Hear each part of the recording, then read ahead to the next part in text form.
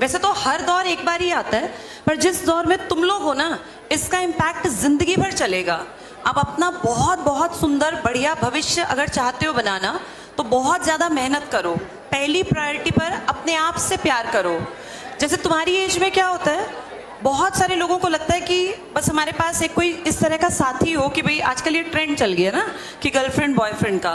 पर बेटा ये चीज़ जो है ना, इसको समझो, जिंदगी बहुत लंबी है और ये 4 दिन की नहीं है कि आपने कैसे ही बस बिता देनी है।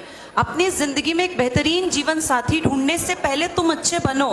तुम ये एक्सपेक्ट करोगे कि अच्छा जीवन साथी हो तो पहले अपने आप का एक स्टैंड बनाओ।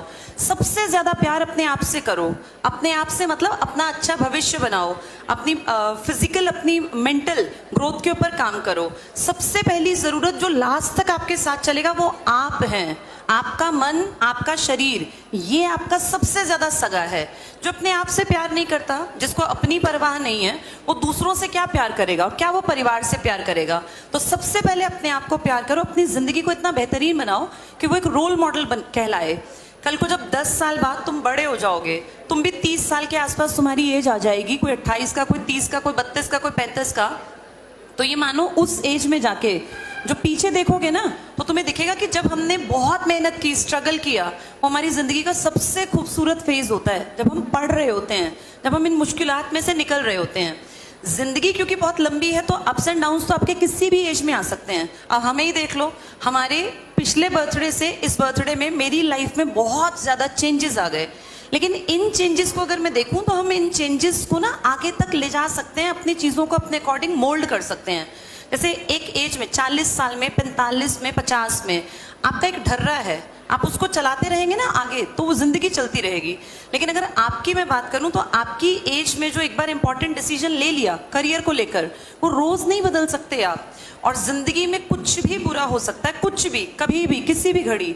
तो उस टाइम पे आपका करियर अगर सेफ है, आपके हाथ में अगर पैसा आता है बंधा हुआ, तो आप फील करते हैं कि यार बहुत सारी दिक्कतों से तो हम वैसे ही आगे आ जाते हैं। अगर आपके पास बंधी हुई सैलरी नहीं है ना, तो उसमें आप हमेशा एक असमंजस की स्थिति में रहते हैं। तो अब वो टाइम है जो अपनी जिंदगी को आपको सेट कर लेना है और आगे जाके फिर जिंदगी में अच्छे बुरे समय को काटने में ये जो अब तुम मेहनत कर रहे हो ना, ये हेल्प करेगी। तो इसलिए ये बहुत बहुत इंपॉर्टेंट फेज है तुम्हारी जिंदगी का। अच्छे ढंग से जियो, मौज मस्ती भी करो, लेकिन पढ़ाई से मत हटना। सबसे इंपॉर्टेंट चीज तुम हो और तुम अपने आप में अपने आप से प्यार करो। अपने आप को बीमारियों से बचा के रखो, नशे की गिरफ्त से बिल्कुल दूर रहो, गलत संगत से बचा के रखो। और ऐसा नहीं है कि आत्मा नहीं बताती, हर बच्चे की आत्मा बताती है। जब कोई गलत रास्ता पकड़ता है ना, तो उसकी आत्मा सच में कहती है कि तू गलत चल रहा है या गलत चल रही है। वो अपनी आत्मा को मार के गलत रास्ते पे जाते हैं। तो अपनी आत्मा, अपनी इंट्यूशन की बात सुनो। और जिंदगी में हमेशा मौके मिलते रहते हैं, लेकिन जिस एज में तुम हो, ये करियर बिल्डिंग की एज है, ये मौका जल्दी दोबारा नहीं मिलता। जल्दी क्या, दोबारा मिलता ही कोई इक्के दुक्के को है। एक्सेप्शनल केसेस हैं जो 60 साल में जाके कोई नया बिजनेस खड़ा कर लेते हैं। जैसे कई लोग कहते हैं KFC, लेकिन ऐसे कितने बेटा धरती पर, उंगलियों पे गिनने लायक 4 नाम निकलेंगे नहीं। मेजॉरिटी हिस्सा क्या है, जो पढ़े लिखे काबिल बने, अपनी लाइफ को बेहतरीन बनाए। तो उस स्टेज में तुम लोग हो, खुश रहो, हमेशा अपने आप को पॉजिटिव रखो, अच्छे यार दोस्त बनाओ, खूब पढ़ो लिखो। जहां तुम्हें जिंदगी में कोई गाइडेंस की जरूरत पड़े, हम सब टीचर्स तुम्हारे लिए खड़े हैं। और तुम हो तो ICS है बेटा। ICS का मतलब है हमारे स्टूडेंट्स। ICS एक संस्था इसलिए नहीं है कि एक बिल्डिंग खड़ी हुई है। ICS इसलिए है क्योंकि तुम लोग हमारे साथ हो, हम मिलके ICS हैं, हम सब टीचर्स और हमारे स्टूडेंट्स।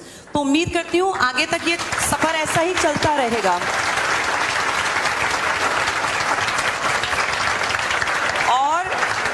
अब जैसे हम लोगों ने टारगेट किया, ये हमने देखा कि सबसे बड़ी दिक्कत क्या थी, जब तुम पढ़ने आते हो आफ्टर 12, तो हमने देखा कि बेस क्लियर नहीं है बच्चों का। इसीलिए हमने 3 साल पहले एक प्रोजेक्ट लॉन्च किया अपनी स्कूलिंग का। और मुझे प्राउड है ये बताते हुए कि उस स्कूलिंग के प्रोजेक्ट में मैं खुद और परिमल सर, सुनील सर, हम सब, प्रीति मैम भी क्लासेस ले रहे हैं। और आने वाले कुछ सालों में जो बेस बन के हमारे बच्चे बाहर आएंगे ना सोसाइटी में, तब आप देखेंगे एक चेंज आएगा, एक परिवर्तन आएगा।